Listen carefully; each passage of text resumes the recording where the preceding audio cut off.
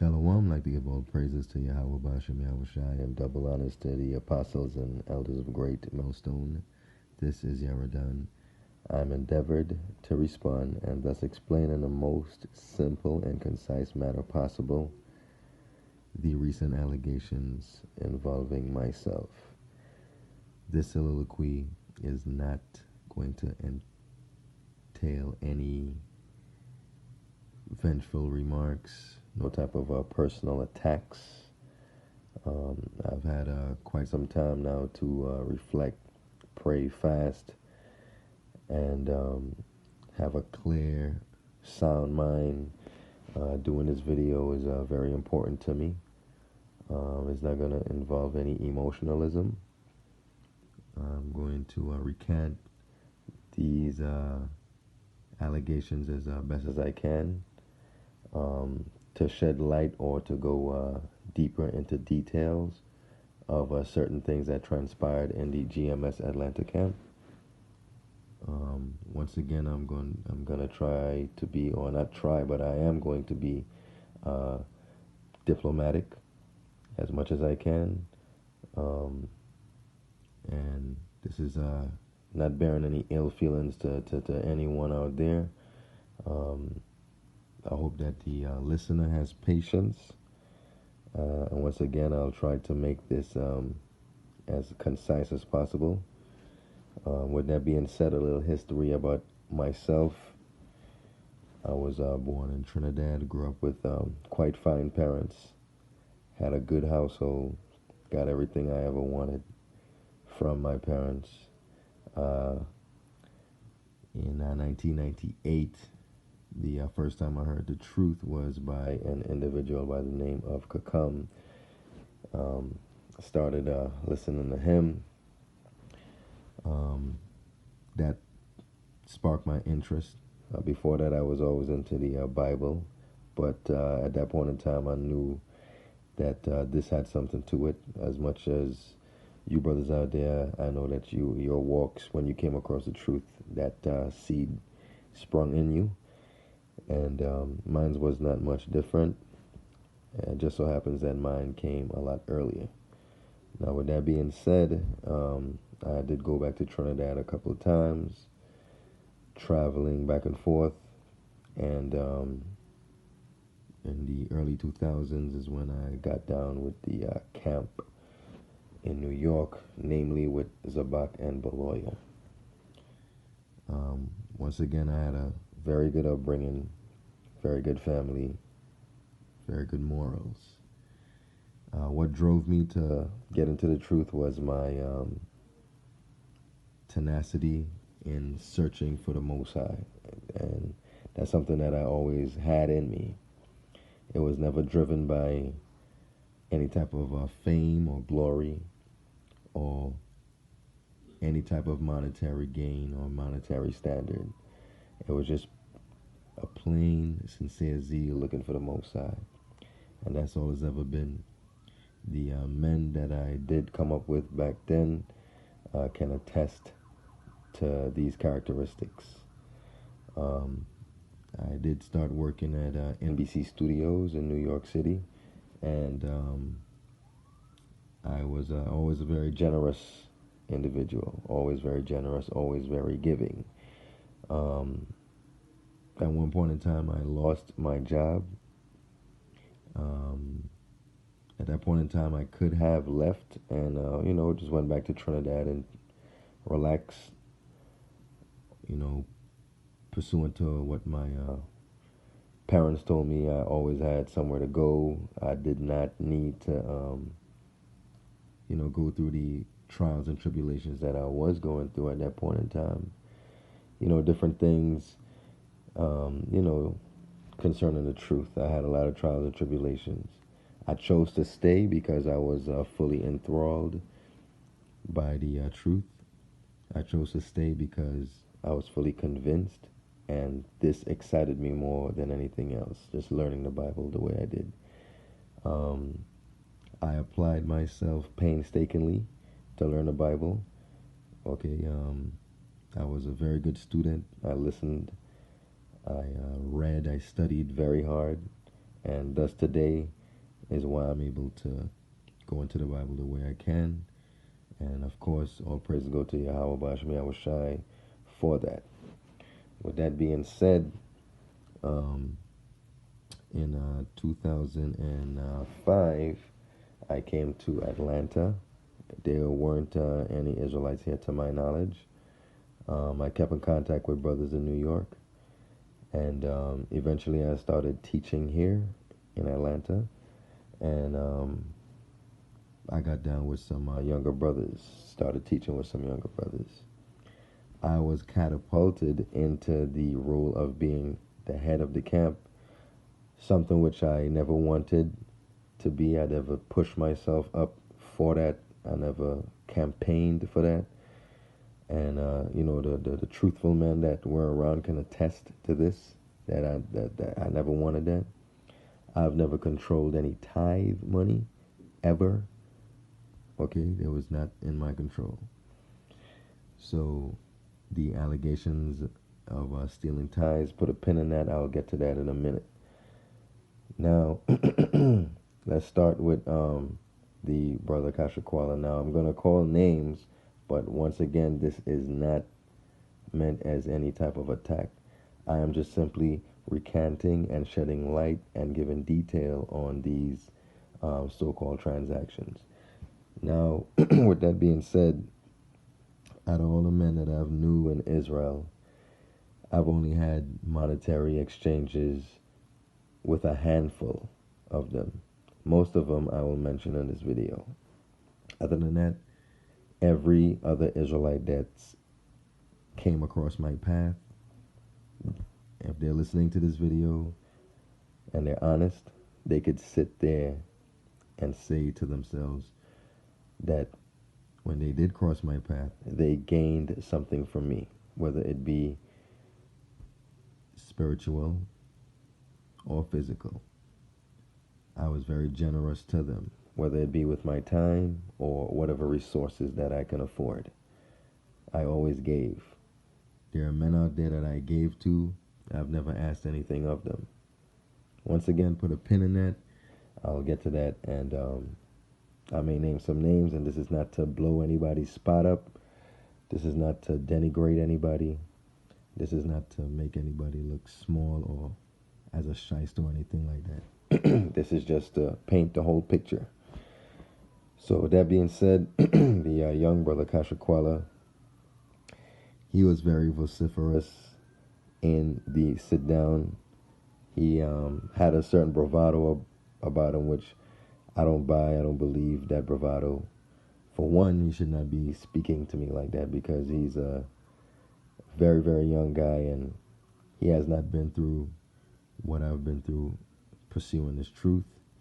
Not saying that he won't be able to withstand those things, but he hadn't been through anything like that. Furthermore, there's a lot of innuendos in his recantations, his allegations. For one, he said that I stole $900 and then later on $1,100. Now put a pin in that. Disclaimer, I've never, ever had anybody's bank account information. Never. Okay? Just remember that. With that being said, Kashakwala stated that I stole $900 to $1,100 from his woman. Now, making a statement like that, that's a blanket statement that the listener is going to have some sort of shock value. And him not getting into details about his transactions with me leaves room for interpretation and a lot of false interpretations at that. Okay? And there's a Latin phrase that I'll be using throughout this video. It's falsus in uno, falsus in omnibus, which means false in one thing, false in everything. So if you're presenting a testimony, which is what you did, and you're falsifying your statements by omitting the truth, then that's called lying by omission. That's what that's called, lying by omission. So, Kasha Kwala, his woman plays professional tennis, and she has access to a Nike Elite account. What is a Nike Elite account? A Nike Elite account is an account that's given to professional athletes with Nike contracts. In there, you have a credit limit. Some have 5,000, some have 10,000. It depends on the stature of the athlete. Kasha Kwala came to me and told me that he had this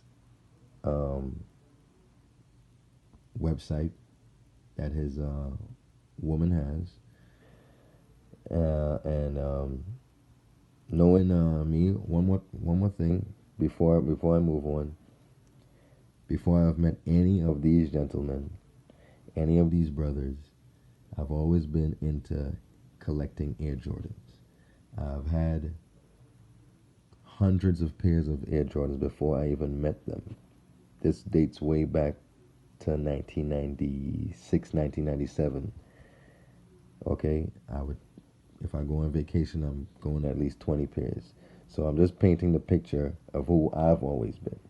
Okay, so my collection of these shoes has nothing to do with style or wanting to be seen. It just came from my affinity and admiration for Michael Jordan as a child. And I've always collected them. It's just something I do. You have people that collect corks, bottle caps, stamps, whatever. This was my thing. And once again, I've always had countless Air Jordans. Okay?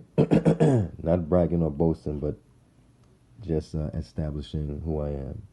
So once again, Kasha Kwala, knowing this, seeing the way I dress and operate, and knowing my affinity for collecting shoes and my knowledge about shoes, he came to me and told me about the Nike Elite account. How else would I know? This account is password protected. So Mr. Kasha Kwala asked me if we can make some money selling shoes off of this site, because essentially they're free. There's no monetary transaction when you order from Nike Elite. Okay, I'll say that again. There's no monetary transaction when you order from Nike Elite. It's a credit-based site based upon the athlete's contract. So, in essence, you could go on there and order pairs of sneakers and no money comes out of either one of us's pockets. So, once again, to continue on, not being sidetracked, he asked me if we can make money doing this, because this is what I do. I buy shoes and sell them. I trade them. I know several individuals that own boutiques across the country and overseas that I trade shoes with. I buy shoes from. I sell shoes to. And with his knowledge of this, he asked me if we can do this. At that point in time, I did tell him that at this point in time, the Jordan market is quite down, and there wouldn't be any much gain from trying to sell certain Air Jordans because of the high production of late. In the past 2-3 years, Jordan has been putting out a lot of shoes, and the only time you can make money off of shoes is if they're extremely limited, and Nike Elite does not get extremely limited Jordans. So I told him what we can do is get shoes off of the account. I can take them to my people and I can trade them. For instance, example, I can take one pair of shoes and take it to one of my compatriots in the Jordan world, and I can turn that one pair of shoes into 2 or maybe 3 pairs of sneakers. Okay, just based upon what type of sneaker it is. And this is what I did. I ordered a few, I remember 2 or 3 pairs of sneakers off of there. I didn't gain anything from that. those shoes I already had them. I traded those shoes and I gave them away. I gave them to brothers in GMS. Okay? I even had one brother in the DC camp, which I wouldn't name his name now, but if he cares to come forward and speak up, he can. But I had him go to a store in DC, a store that I've never been to personally, but the owner knows me because he has a branch in Atlanta. I said, just mention my name, just let them know you're there, and tell them what you want, and they will give it to you based on my name. And that shoe came from my Kasha Koala's account. So I did what I told him I was gonna do. Um, Another brother that gained from that is Atazawam. Okay, I gave him shoes. I gave several shoes to many of these brothers. Several shoes, clothes, you name it. Okay, and I'm not saying anything here to denigrate or minimize these brothers. Okay, I'm just stating the facts. Okay, I sent shoes to certain other brothers that they know. They asked me, should I pay you for this? I said no. You don't have to pay me. Okay, so some of those shoes came from Kasha Koala's account, and that was me taking one pair of shoes, flipping them into 2, 3 pairs of shoes, and that's how I was able to um, distribute what I gained. And once again, that was no personal gain to me. I didn't take any benefit from those particular shoes. I did, however, order a shirt and I believe a hat for myself. Okay, now if I should be impugned for that, so be it. Okay, but that's the real on that transaction between myself and the man Kasha Koala. It was not me going into his woman's account stealing $900, as he made that blanket statement, and he would have the oblivious listener believe, because that's what someone will think when they listen to him, and that's impugning one's character. That's poor explanation. That's called lying by omission. Not getting into details, not being truthful, not being fully honest. Okay? Now, the next brother I want to speak about is Arataza. Now, this brother, I believe I really owe this brother, because this brother took a car out in his name for me at one point in time I was paying for it when I was working. Okay? And Arataza has always been there for me as a brother. Okay? And I'm not going to get too much into much of anything between him and I, but he's always been there for me in many, many different occasions. And when I could, I was there for him as well. And he knows what I'm talking about. So if I'm in debt to anybody, it's going to be him for that car. Okay? Now, I was surprised to hear Arataza say that I stole $4,000 from the tithes. I'm not sure how that number was tabulated, but I can't steal anything from the tithes. Matter of fact, I was told by the apostles and certain elders on many occasions that it's actually impossible for me to steal tithes because I'm the camp leader. But I've never took on that attitude. I've never had a tyrannical attitude to where I exercise lordship over men, because for one, like I stated earlier, I didn't want to be no camp leader in the first place. Okay, it's just something that the Most High put me in that place because of my experience, and but not to stray, Arataza did things for me, and I believe that I owe him, and I will make good on my promise and try my best to repay that brother, because he was there for me. Okay, now I lost my job. I worked in insurance. I lost my job, and I lost all my documents, so I couldn't get another job. I had to wait to get my documents, such as my green card and driver's license and stuff like that.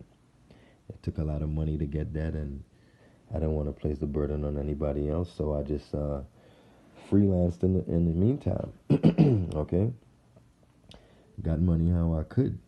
Okay, now that's covering the Raptors. I don't want to stay too long on him.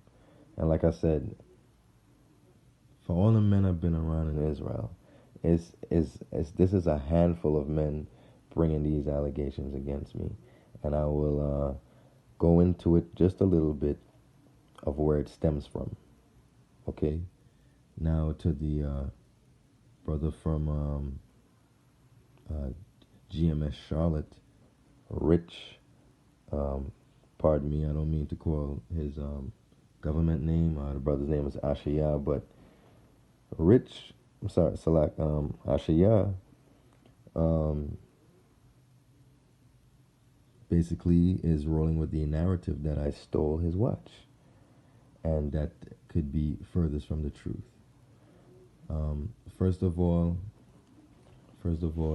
I'd like to preface this segment by saying there's a lot of brothers, a lot of men in GMS that they love to rub shoulders, and if they think that you're of a certain pedigree or certain position, or you're cool with the apostles or the elders, or people look at you, or they suspect that you have some sort of fame, or you got some type of glory, or you're well known, those brothers tend to kiss up to you, and they tend to try to give you stuff. And this has happened to me countless times. Men are always coming, hey brother, I want to do this for you. I want to do that for you. And you'll tell them no countless times, and they'll insist upon it. Why? Because they want to get into the good graces. They want to get into the good graces of the top men. Okay, really, they want to get into good graces of the apostles and elders. They want to have that notoriety. They want to be seen. They want to be recognized and validated. And this happens a lot in GMS. Once again, I'm not saying this because of what happened. Okay, this is simply the truth. That's what happens. If anybody's real about it, they'll tell. There's no individualism at times. Nobody relies on their own visceral reaction. Everybody just goes along with the so-called status quo. With that, I'd like to read a quick scripture. I know I've been rambling, but John 12:43 says, "For they love the praise of men more than the praise of the Most High." And you have a lot of that in Great Millstone. They care more about what the elders think, the apostles think, more than what the Most High thinks. Well, this video is not for the faint. It's not for the weak heart. Okay, it's for the courageous. This is not for the timid, who's scared to speak up, who's scared to say, hey, you know what? That's true, or this is true, this is false. This video is not for that. Okay? So, with that being said, I didn't ask this brother for his watch. If I'm talking about the first time I met him, I didn't ask him for it. He came to me, and he gave me a watch, a chain, and a couple of rings to wear. He's just like, put this on. We're about to go out. I'm going to have you shining. Okay, thanks, brother, Went out, whatever, hung out a couple of times. Another time, same thing. Now, what I usually do, and once again, people who know me know this is true 100%, I usually take all my jewelry once I take them off, and I put it in my shoes. The very shoes that I was wearing that night, once I get undressed after wherever we came from, I put them into my shoes. Okay? So we did go to his house. We went out. We drank. We got inebriated, and that's what I did. I put the watch and my chain and stuff like that into the shoes. At this point in time, I wasn't wearing his chain. I was wearing my chain. I put it into my shoes. The next morning, we were leaving early, and I packed my bag in a hurry. Now, the brother did call and say, brother, did you see the watch? And I said, no.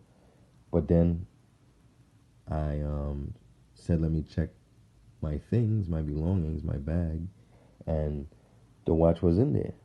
Now, what he's not saying when he called in on the live stream is that the very next day, I overnighted the watch back to him. Forsus in uno, forsus in omnibus. Okay? So he did not come forth with that. I sent it back to him. And later on, I guess a couple of months later, he let me hold the watch again. Okay? This time he let me hold it for a long time. He said, yeah, brother, I'm just falling back because he was going through his own thing. And he's just like, yeah, man, just you go ahead and hold it and stuff like that. Again, I perceive now that was just because, oh, this is Yaradan, and I look at him as some type of man of stature. So I could let him hold this. It's all about them increasing their credibility. Okay? So that was the whole thing behind that. And he has the watch back. Okay? He has the watch back now. So accusing me of stealing is false. It's bearing false witness. Okay? Which leads me to my next scripture, Proverbs 19:5. Which I believe I'll read this a couple of times. Okay? It's Proverbs 19, chapter 5. Proverbs chapter 19, verse 5. And that reads, a false witness shall not be unpunished, and he that speaketh lies shall not escape. Now, the scripture also says, well, what judgment you judge, ye shall be judged. And Ashia, brother, you have some serious skeletons in the closet. And you can hide it from men, but the Most High has a very, very strange way of exposing these things. So if I were you, I would ease up, because your day is sure to come, my friend. Okay? It is sure to come. Especially with the type of things you have going on. Once again, this is not to call out anybody. This is not to blow anybody's spot up. This is just to state the facts and to see where these allegations are coming from. Now, I'd like to move on. Okay. There's also another saying that I want to incorporate in this video. Truth forever on the scaffold, wrong forever on the throne. Yet that scaffold sways the future, and behind the dim unknown standeth the Most High, within the shadow, keeping watch over his own. And that's something that I'd like to live by. Truth forever on the scaffold. Okay, so if lies are on the throne, where are we going to go? Are we going to go to the throne still, or are we going to go to that scaffold? Okay, because a lot of you guys out there, you're believing in this because you see Apostle Aram Lab sitting there. Okay, I have total respect and honor for the apostles, but they are not infallible. Okay, they have been wrong about things previously. Certainly concerning me, there was a time that they cursed me out for something that I did not do. I didn't get mad. What I did was I reached out to them behind the scenes and explained everything, and they said okay, and we moved on. But you guys that don't know the backstory of certain things, you rush to judgment and you're very impetuous, and you make these videos as if you know what's going on. A lot of you don't know what's going on. You don't know. And the scripture speaks about, matter of fact, I'll read it.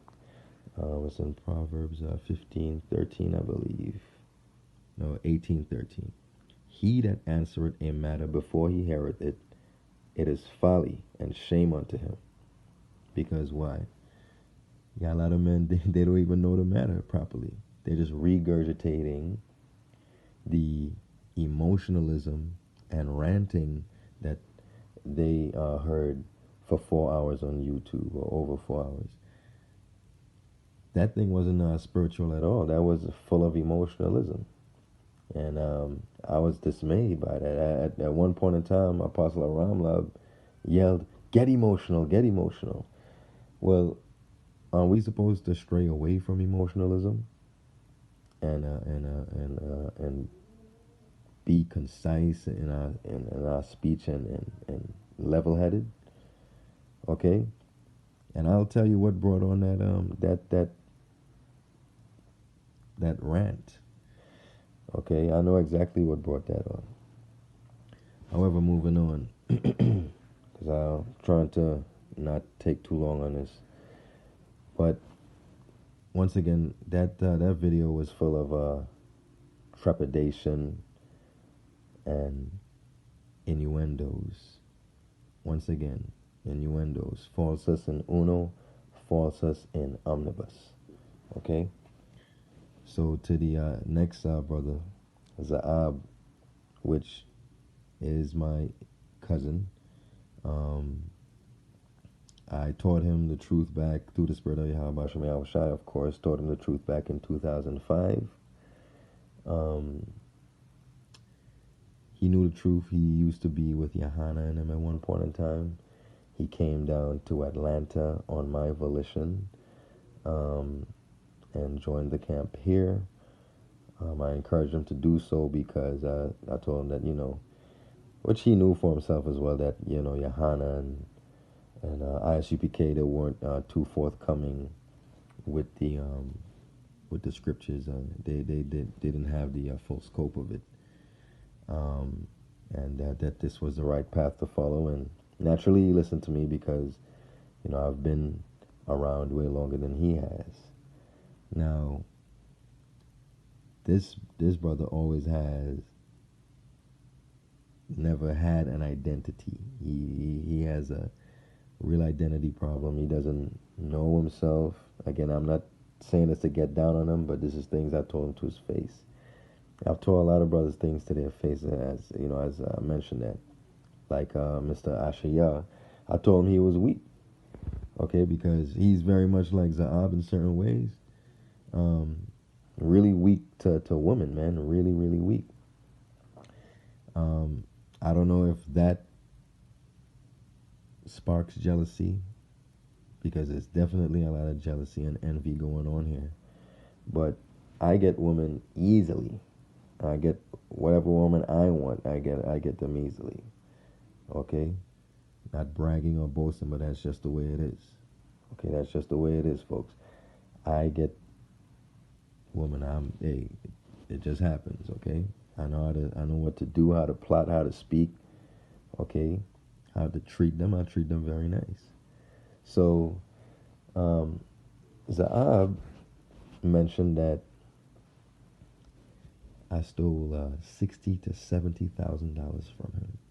Now, what man, what so-called Israelite out there pushing the word, just has $70,000 for you to speak? Where's the immediate outrage from the person that's getting their money ripped off? If I steal $500, $1,000 from a man, don't you expect immediate outrage? How could you move that amount of money from one account to the other? How is that possible? Use your visceral reaction and think about it. Is that possible? How is he tabulating this number? And what he's been saying behind the scenes, put a pin in that, is that the number is more to 150,000. So he's saying that I stole $150,000 from him. That's as strong a lie as if I ever heard one.